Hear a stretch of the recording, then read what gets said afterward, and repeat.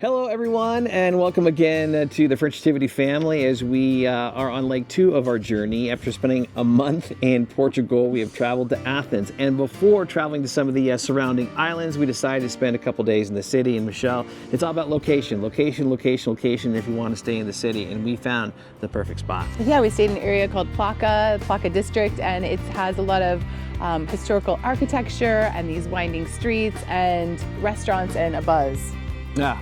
There was a buzz. Everything was open. We got there late, put our luggage in our spot, walked really across the street from our apartment, found a great spot to eat, met Glad and Bella, some terrific servers there, and learned that the Athens Marathon had just taken place that day. So that added to the buzz and the energy. And then the next day, we decided a little walking tour was necessary. Yeah, Athens is a great walking city. So anyone traveling with families, kids, know that when you stay in this area in particular, you can walk to so many of the archaeological sites.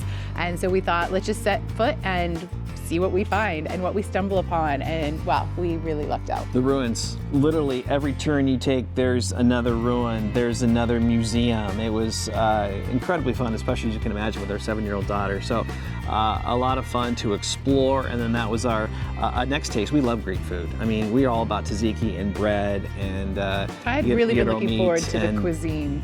It was fantastic. We found a little street-side cafe. Yeah, we did. Yeah. And I had moussaka, which is like the Greek lasagna, which I had really been looking forward to having that. And everything is comforting, fresh, delicious. Just, you cannot go wrong. Yeah, and Everly had a Greek salad everywhere we went. Everywhere.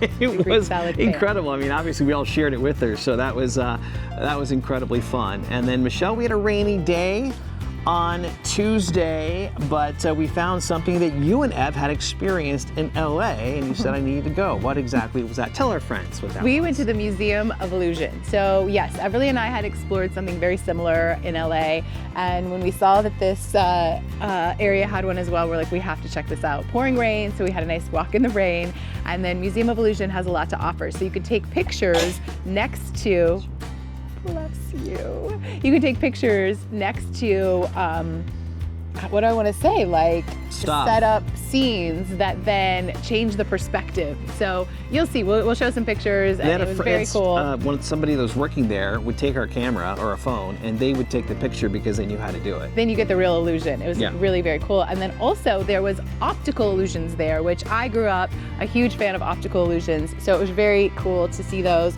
share those with our little one as well, and just kind of, I mean, this whole trip is about changing your perspective and how you see things. So I was having moments the whole time, just like, oh, look at how perspective can change. And for a rainy day in Athens, it was pretty. So we were starving. Yes, we were starving. And instead of going on Yelp to tell us and rate a restaurant for us, because really you can't go wrong with the food in Athens, we decided to go do all about the atmosphere. So we let Everly choose. She chose a great place, went inside, sat down, and we certainly weren't disappointed. Yeah, we were not. And our server, John, his American name, was lovely to us. John. And we said, you just help us order. So he ordered off the menu for us, and we really enjoyed everything about our meal. We explored a little bit of fresh local fish, and it was all delicious. It was great. Can't go wrong with you can say in Athens. Yeah, and then Everly had a Greek salad. And a Greek salad. Of course, she just reminded us of that. So the next day, it was rainy once again, and Michelle said, and as we all agreed, when you're in Athens, you got to see all the historical monuments and relics, and so it was time for us to book a Mythology Tour, and boy, were we lucky it rained, because you booked a group tour and we ended up being the only people in our group. Yes, exactly. And we weren't sure if the tour was still going to go, but Athens is kind of in this microclimate. It rains and then the sun comes out, and I mean, we've experienced that in different areas, of course, as well. But yeah, so thank goodness we showed up for the tour. Vicky, our tour guide, showed up for the tour, and it was just the 4 of us. And we specifically did mythology tour so that we could hear more of the stories. So it was accurate in all the historical ways, but also had this woven in storytelling of the mythology gods, and we soaked it in. Every story was incredible. I learned so much. So we started at the Temple of Zeus and heard about the god Zeus, and some stories about how the beautiful city of Athens began, and then eventually kind of what the downfall was, and then how it became glorious again. And all of the storytelling was just put throughout the day, which is incredible. So yeah, started there at the Temple of Zeus, and then went to, of course, the Acropolis. And to the Acropolis. The Acropolis. We went to the Acropolis, six different sites we paid a visit to. And again, I don't think we can, say enough and speak the praise about Vicky enough. She actually found out she went to tourism school. I mean, you have to go to a school to do this. And it was neat to have her all to herself. And she certainly was well educated, well versed. We had tons of questions. She answered all of our questions, and Everly was into it too for a 7-year-old. So it was neat to see all those different sites and be able to have our own personal tour guide. Yeah, and in the blog we'll go into more detail of the areas that we saw and what some of the cool stories were, so people can choose if this is a good experience for them. But for us, A++, I would do it again.